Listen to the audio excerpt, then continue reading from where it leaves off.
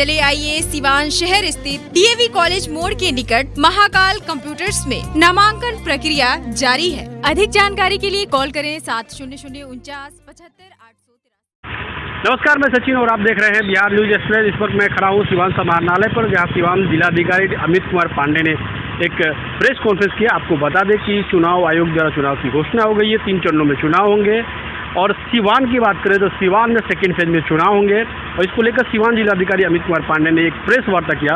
आपको बता दें कि date of issue of nomination, यानी कि नॉमिनेशन के लिए जो डेट इशू होने वाले हैं वो 9 अक्टूबर 2020 को इशू होंगे।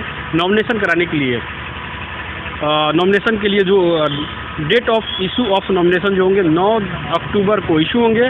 उसका last date of making nomination, यानी कि नॉमिनेशन का लास्ट डेट जो है 16 अक्टूबर 2020 तक है। आपको डेट ऑफ स्क्रूटनी, यानी कि स्क्रूटनी का जो डेट है 17 अक्टूबर 2020 तक स्क्रूटनी आप करा सकते हैं। और लास्ट डेट ऑफ विड्रॉ, यानी कि जो आप नॉमिनेशन करते हैं उसको विड्रॉ करने के जो डेट है 19 अक्टूबर तक आप विड्रॉ भी कर सकते हैं। और पोलिंग जो है वो 3 नवंबर को होगी। 3 नवंबर को सिवान में चुनाव होंगे। सिवान में लोग अपने मत का प्रयोग करेंगे और 10 तारीख को काउंटिंग होगी। 10 नवंबर को सिवान की जो बिहार विधानसभा चुनाव के है वो काउंटिंग होगी, यानी कि 12 नवंबर तक पूरे जो चुनाव है वो समाप्त हो जाएगा। इसको लेकर सिवान डीएम ने एक प्रेस वार्ता किया। हम आपको बता दें कि सिवान में 24,41,462 मतदाता इस बार अपने मत का प्रयोग करेंगे, जिसमें महिलाओं की बात करें तो 11,64,663 महिलाएं मतदाता हैं, जबकि 12,76,710 पुरुष मतदाता है, जबकि 89 यानी कि 89 अन्य मतदाता इसमें अपनी वोट का प्रयोग करेंगे। आपको बता दें कि कोरोना काल में कुल 44,000 लोगों ने बिहार में सिवान जिले में वापसी की। जो बाहर रह रहे थे वो सिवान जिले में 44,000 कोरोना के बाद जो लॉकडाउन लगा उसमें वापसी की, जिसमें 13,500 लोगों को मतदाता सूची में नाम जुड़वाया गया, जबकि 27,000 लोग जो थे वो पहले से मतदाता सूची में जुड़े हुए थे। डीएम अमित कुमार पांडे ने ये सारी जानकारियाँ दी। 4,000 लोग जिसको ट्रेस नहीं कर पाया गया वे लोग मतदाता सूची में नहीं जुड़ पाए। आपको बता दें कि इस बार जो बिहार विधानसभा चुनाव में सिवान विधानसभा की बात करें, सिवान विधानसभा में 8 विधानसभा सीट है। हर विधानसभा में 3 महिला स्पेशल बूथ बनाए जाएंगे, जिससे सिर्फ महिलाएं वोटिंग कर सकेंगी। आपको बता दें कि बूथ पर सैनिटाइजर, थर्मल स्क्रीनर और ग्लव्स की सुविधा रहेंगी। सोशल डिस्टेंसिंग के लिए 2 गज की दूरी पर मार्क बनाए जाएंगे, ताकि जो मतदाता है 2 गज की दूरी को कवर करते हुए अपना मत का प्रयोग कर सकें। बूथ की बात करें तो सिवान में 3,571 बूथ है और प्रत्येक बूथ पर आंगनवाड़ी, आशा, सेविका, सहायिका उपस्थित रहेंगी। जो भी मतदाता आएंगे उनकी थर्मल स्क्रीनिंग करेंगी, उन्हें ग्लव्स देंगी, सैनिटाइज कराएंगी। यानी कि सिवान जिला प्रशासन जो है पूरी तरह से मुस्तैद है। सिवान जिलाधिकारी अमित कुमार पांडे ने इसको लेकर एक प्रेस वार्ता की। अमित कुमार पांडे ने बताया कि आदर्श आचार संहिता सिवान में लागू हो चुकी है और जो भी पोस्टर और बैनर शहर में लगे हैं उसको निकलवाया जा रहा है। सबसे बड़ी चीज़ की जो भी प्रत्याशी होंगे वो 5 की संख्या में, यानी कि प्रत्याशी जो है उनको ऐड कर 5 लोग ही किसी भी चुनाव प्रचार में जा सकेंगे। जो भी प्रत्याशियों का काफिला होगा वो 5 लोगों का काफिला होगा। एक वाहन में ड्राइवर और 2 लोगों के बैठने की इजाज़त होगी और 5 वाहन का काफिला होगा, या फिर आप बाइक यूज कर सकते हैं या कार यूज कर सकते हैं, लेकिन 5 ही काफिला होगा और फिर आधे घंटे के अंतराल के बाद आप 5 काफिला फिर लेकर जा सकते हैं। यानी कि कोरोना को देखते हुए जो गाइडलाइन जारी की है उसमें 5 वाहनों का काफिला होगा। आइए आपको सीधे ले चलते हैं सिवान डीएम अमित कुमार पांडे के पास। अमित कुमार पांडे ने प्रेस वार्ता में क्या क्या, आइए आपको सुनाते हैं। देखिए, भारत निर्वाचन आयोग द्वारा शेड्यूल जारी कर दिया गया है बिहार विधानसभा आम निर्वाचन 2020 का। सिवान अंतर्गत 8वां विधानसभा सिंगल फेज़ में होगा, फेज़ 2 में। इसमें जो शेड्यूल जारी किया है उस शेड्यूल को मैं विस्तार से आपके सामने रख देना चाहता हूँ। नोटिफिकेशन 9/10/2020 को जारी होंगे रिटर्निंग ऑफिसर्स के द्वारा। नॉमिनेशन 16/10 तक भरे जाएंगे। इसके अलावा समीक्षा होगी 17/10 तक। विड्रॉल कैंडिडेचर का विड्रॉल किया जा सकता है 19/10/2020 तक। 3 नवंबर 3/11/2020 को पोलिंग डे है, जिस दिन सभी मतदान करेंगे। काउंटिंग 10 नवंबर 2020 को संपन्न होगी और माना जाएगा कि 12 नवंबर 2020 तक चुनावी प्रक्रिया समाप्त हो जाएगी। इसके अलावा काउंटिंग हमारे यहाँ देखिएगा कि 3 अलग लोकेशंस पे इस बार की जा रही है। इसका भी विधिवत हम लोग लिखित में इसका एक प्रेस नोट भी जारी करेंगे। पूर्व में एक लोकेशन पे थी DAV में, अभी 3 अलग अलग लोकेशंस पे हो गई है। उसका अप्रूवल भी कमीशन के द्वारा दिया जा चुका है।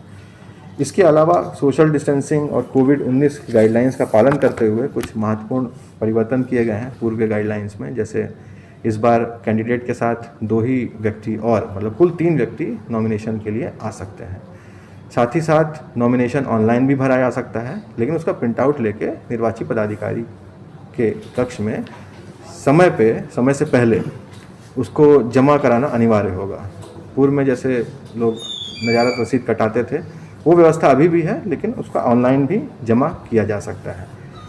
इसके अलावा कुछ बेसिक यहाँ पे मैं आपको और बता देना चाहता हूँ।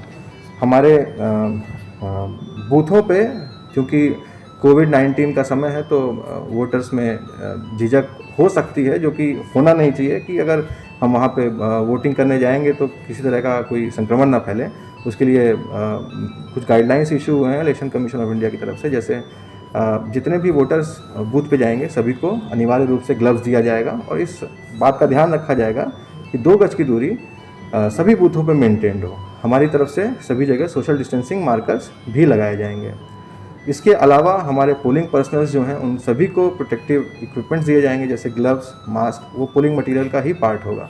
इसके अलावा यदि कोई ऐसा व्यक्ति वहाँ पे टर्न अप होता है जो सस्पेक्टेड है कोविड-19, यदि किसी का टेम्परेचर बढ़ा हुआ है, तो उसके लिए हम लोगों ने सभी बूथ पे हम लोग 3571 बूथ हैं हमारे 8 विधानसभा को मिला के, उसमें हम लोग आंगनवाड़ी सेविका, सहायिका, आशा, ANM इनका डिप्यूटेशन हम लोग करेंगे और थर्मल स्कैनर के साथ।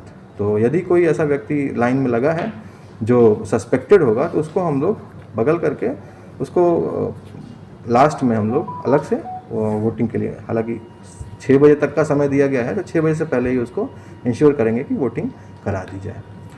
इसके अलावा और भी कई गाइडलाइंस हैं जो अलग से इशूड हैं, जैसे 30 अनलॉक 4 में जैसे 30 सितंबर इस महीने की 30 तारीख तक जैसे 100 से अधिक लोग इकट्ठा नहीं हो सकते हैं एक जगह।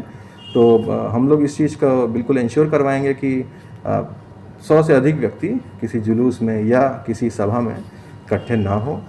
और मैं आशा करता हूं कि ये जो नोटिफिकेशन निकला है ये आप सभी तक पहुंचा, आपके माध्यम से पहुंचेगा और मैं बिल्कुल फ्री एंड फेयर इलेक्शन कराने के लिए कटिबद्ध हूँ। देखिए, इस बार एब्सेंटी वोटर्स में 3 लोगों को ऐड किया गया है।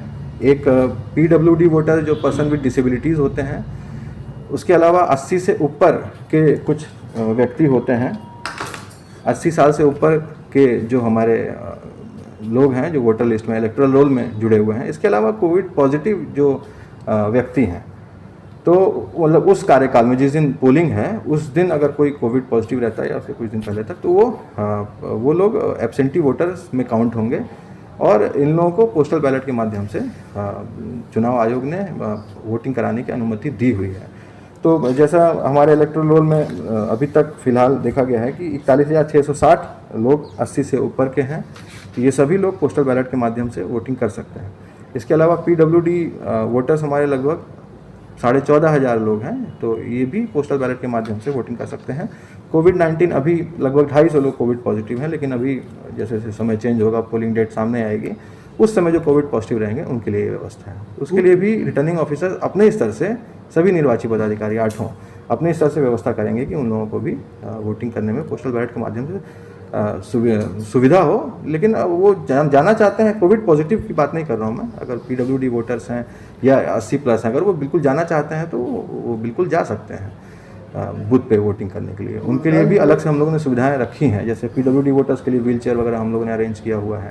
जिससे कि उनको, और वहाँ पे वॉलंटियर्स भी रहेंगे, प्लस उनको कन्वेंस वगैरह में भी कोई इशू नहीं होगा। तो हम लोगों ने सारी सुविधा कोविड-19, और जो वोटर्स ऐसे जो जिनको आने जाने में थोड़ी मतलब 80+ या PWD वोटर्स हैं, तो हम लोग पूरा इस चीज़ का ध्यान रखेंगे कि कोई किसी समस्या की वजह से या नेचुरल डिसेबिलिटी और कोविड-19 की वजह से ना आए। हम लोग ये इंश्योर करेंगे कि वो लोग बिल्कुल भयमुक्त तरीके से चुनाव में बिल्कुल पार्टिसिपेट करें। बूथ पे सारी व्यवस्था होगी, बूथ पे पूरी व्यवस्था रहेगी।